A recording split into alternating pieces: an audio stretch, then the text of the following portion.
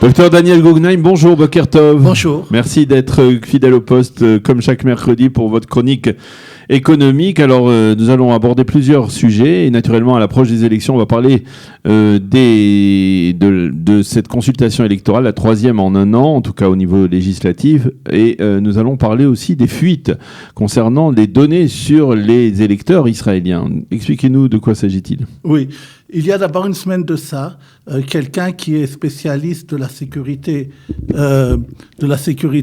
des données informatiques, qu'on appelle même hacker, ça veut dire qu'il est très spécialiste surtout de pouvoir... Les torpiller, on va dire. Oui, a alerté les autorités qu'il y avait dans une des applications qui servait certains partis une fuite des données. L'État Israël a donné aux partis la liste des 6,5 millions d'Israéliens avec dedans leur téléphone, leur carte d'identité, 6,5 millions d'électeurs. Hein, d'électeurs. Et il y a dedans d'ailleurs aussi celle du chef des services secrets et d'autres personnes que vous pouvez penser. Maintenant, il a dit il y a eu un problème les codes qui servaient justement à pouvoir entrer dans ces bases de données ont été ouvertes dans l'Internet, mais dans le monde entier. C'est-à-dire aussi des gens qui sont ennemis à Israël pourraient utiliser ces données de façon mauvaise.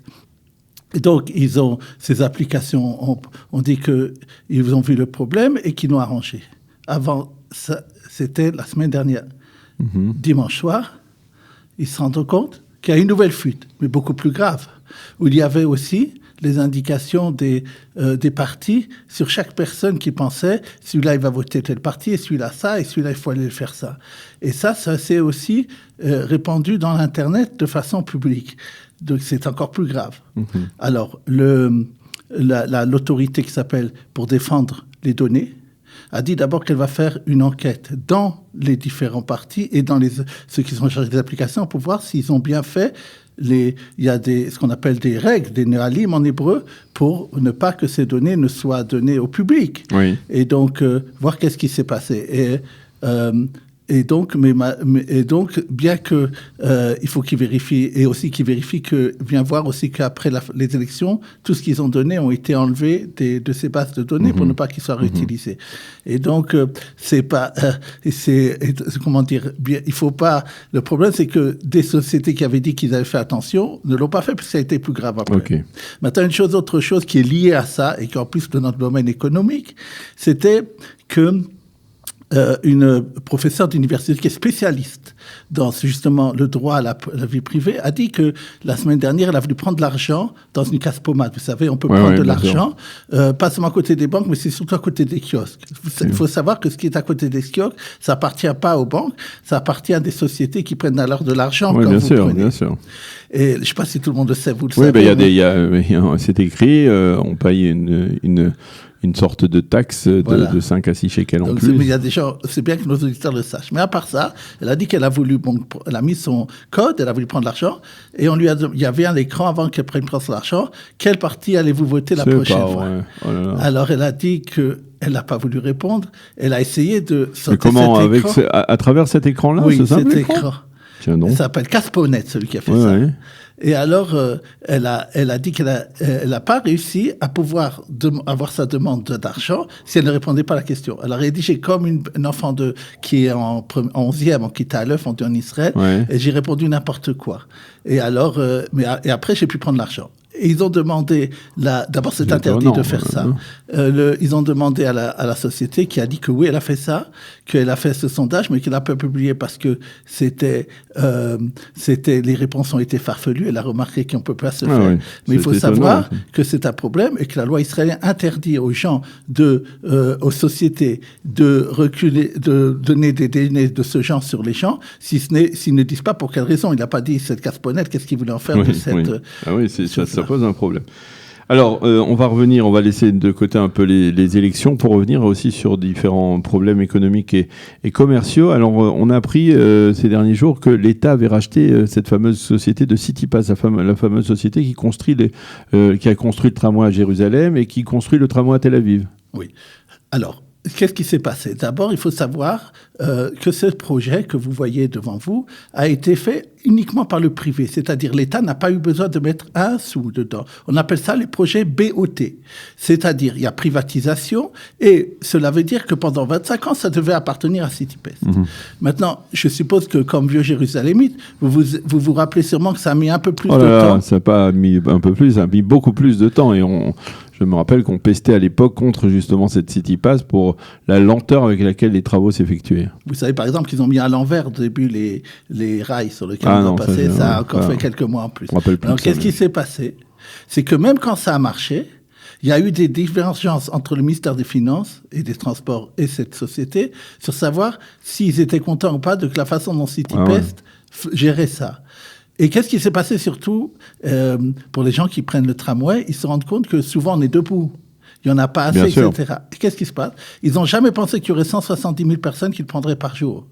C'est-à-dire il y a eu un problème. C'est-à-dire ils ont fait un tramway afin qu'on ne l'utilise pas, quoi. Oui, si vous voulez. Il y a eu un problème entre l'offre et la demande, mais il y a une mauvaise étude de la planification. Alors, le ministère des Finances demandait, alors, fait quelque chose. Et c'est comme, il faut le dire, hein, les transports en commun, en particulier les trains. C'est-à-dire, on a attendu pendant 20 ans le train entre Jérusalem et Tel Aviv, et quand la ligne était prête, eh bien, il n'y avait pas de wagon assez pour en utiliser, quoi. On en a parlé. Maintenant, le grand problème, c'est que même quand ça marchait, donc, on vient de dire, il y a eu des problèmes financiers, des contentieux financiers entre l'État et cette société. Maintenant, il y a, vous savez, un projet à Jérusalem, plusieurs projets de tramway, qu'on appelle GTNet. Surtout, si vous passez maintenant dans toute la ville, vous verrez. Il y en a partout. Oui, et on peut pratiquement pas circuler. On ne peut pas circuler à Jérusalem. D'ailleurs, voilà, par exemple, l'Eliana arrive régulièrement en retard à cause de ces transports, de ces embouteillages tous les matins dans le centre de Jérusalem. Exact. Moi, ça me met 1 heure pour aller de mon quartier Arnof à la Tahana Merkazit. Ça veut dire, c'est pas tellement loin. Avant, ça me mettait 10 minutes ce matin. Non, comme c'était très tôt, alors je suis arrivé pour les auditeurs à l'heure. Mais ce qui est important de dire, c'est que, par exemple, de moi, les gens ne savent pas, Yirmiyahu, vous voyez, c'est encore un des endroits. Ça va être aussi bouché par ça. Donc, ça va être de pire en pire. Maintenant, ce qui se passe, il parle d'ailleurs de projets qui se termineraient au mieux à la fin 2022. Vous savez, pour les projets pour Hadassah et Kerem d'un côté, l'hôpital, et de l'autre côté, ça doit être normalement fin 2022, 2023, et les autres 2025, c'est 4 ans qui est assez dur. Maintenant, qu'est-ce qui se passe? Ils ont décidé il fallait faire une appel d'offres pour tous ces projets. CityPast, bien qu'elle a été candidate alors qu'elle n'avait pas tellement bien réussi le premier projet, n'a pas pris. Alors l'État a décidé donc de récupérer le projet. Mais ce qui s'est passé, encore une fois, c'est une critique que les économistes ont fait et dans les journalistes, ils ont eu raison, sur les ministères des Finances, ils ont dû payer 1,6 milliard de shekels de dédommagement à CityPest. Pourquoi? Parce qu'ils c'était truc sur 25 ans. Donc, ils devaient leur donner un dédommagement.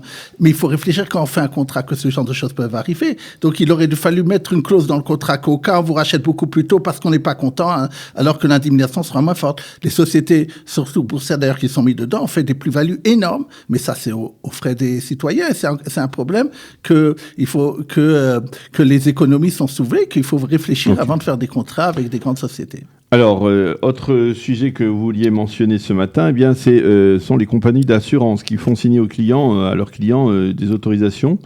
Alors, expliquez-moi, qui ne sont pas c'est quoi le arbitoire? Oui.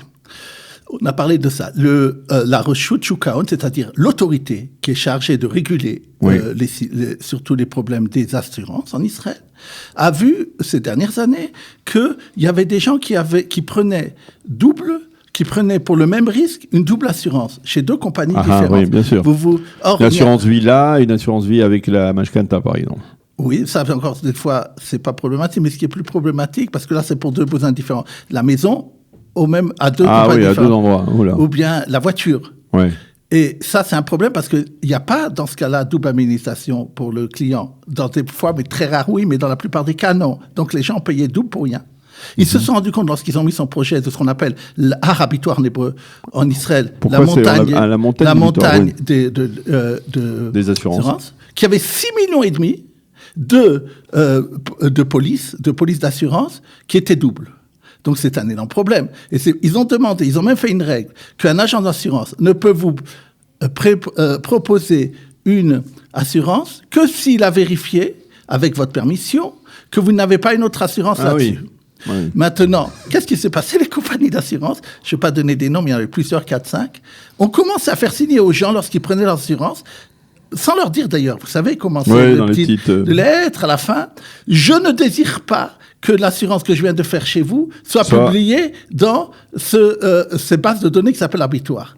Or, c'est vrai que la loi a permis de dire que quelqu'un ne veut pas, mais il faut lui expliquer pourquoi il voudrait pas. Je vois pas l'intérêt de quelqu'un que ça ne soit pas que cette donnée, mais surtout pour pouvoir avoir ces données, il faut donner sa carte d'identité, etc. Mais de toute façon, c'est un donné qui ne peut que aider que les gens. Alors ça l'a beaucoup énervé et ils ont dit qu'ils vont demander aux compagnies d'assurance d'arrêter de faire signer ce genre de choses, qui fait que cette réforme qu'ils avaient fait.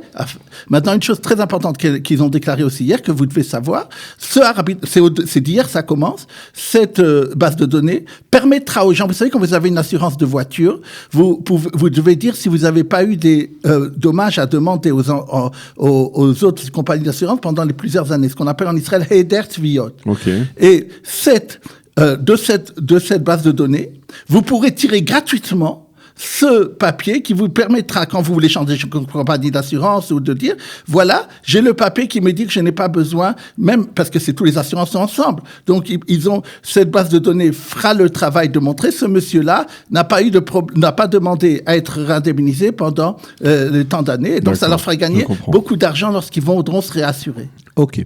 Alors, dernier point, vous nous annoncez, c'est peut-être une information importante, en particulier pour nos amis du sud du pays et du pourtour de la bande de Gaza, que les chambres blindées, ces fameuses chambres dans lesquelles il faut se réfugier quand il y a des alertes rouges, eh bien, le coût de ces chambres va baisser. Oui, juste un tout petit point à voir, parce que vous avez dit pour l'inflation. L'inflation était en janvier de moins 0,4%. Sur toute l'année, 0,3%. C'est loin de la Banque d'Israël.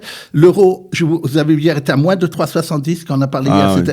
Et c'est surtout à baisser, comme vous pouvez penser, tout ce qui est tout ce qui est voyage et tout ce qui est habillement. Et ce qui a augmenté, c'est malheureusement l'Arnona et l'eau a augmenté. Les autres choses ont baissé. Donc c'est important. Maintenant, une dernière chose très très importante, je vous dis justement quand on parle de coût. La technologie a permis de faire, vous savez, ce besoin d'abri, c'est pas seulement dans le sud. Depuis la guerre du Golfe, il a été dit que partout, surtout vous pensez à des canyonimes, à des grandes tours, de faire des chambres qui seront pour abri au cas où il y aura un problème de missiles ou d'autres choses. Et juste maintenant, pour faire ça, justement, il y avait des problèmes de portes, il y avait des problèmes de murs, des problèmes de fondation, et ça coûtait très cher pour faire ça. Maintenant, là, l'avancée technologique a permis ces dernières années de très très grande partie de ces coûts, surtout dans la place qu'on devait faire pour ça, dans le coût de béton qu'on devait mettre et des choses comme ça, ont diminué. La semaine dernière, ce qu'on appelle Picou d'Arrêt, c'est-à-dire la défense civile, a publié pour ces gens qui veulent construire des maisons ou n'importe quoi, ou des grandes tours, des nouvelles facilités qui permettront qu'on utilise maintenant le nouveau béton ou des choses comme ça, de pouvoir faire baisser le coût des nouvelles constructions. C'est très important, je pense, et c'est une bonne chose que nous puissions profiter de la technologie. Eh bien, merci beaucoup, Dr Daniel Guggenheim, d'être venu à notre micro, comme chaque mercredi, pour aborder tous ces sujets, on va dire, économiques et sociaux, et sociaux, on va dire en particulier. Donc, merci d'être avec nous chaque mercredi.